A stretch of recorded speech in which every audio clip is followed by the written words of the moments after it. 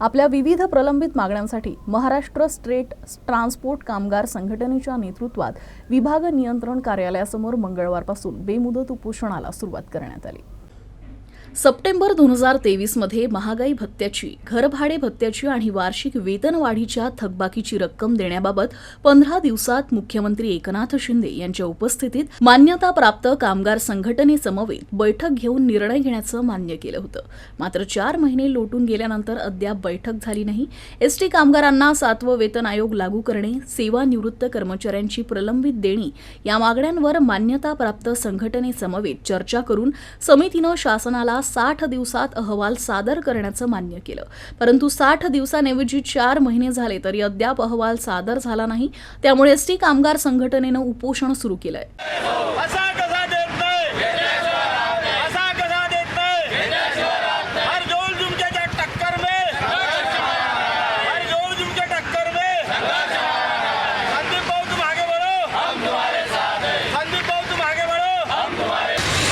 दिनांक 11/9/2023 ला माननीय उद्योग मंत्री श्री उदयजी सामंत साहेब यांनी मान्य केलेल्या मागण्यांची व आर्थिक मुद्द्यांची सोडवणूक न झाल्यामुळे दिनांक 13/2/2024 पासून महाराष्ट्र एसटी कामगार संघटनेने बेमुदत उपोषणाचा पवित्रा घेतलेला आहे।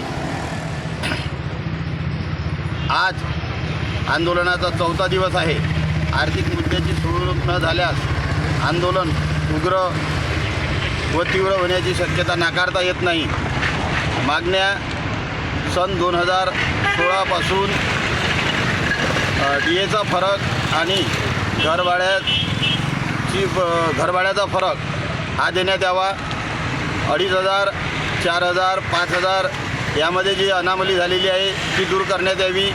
7व्या वेतन आयोगाप्रमाणे कर्मचाऱ्यांना पगार देण्यात यावा। या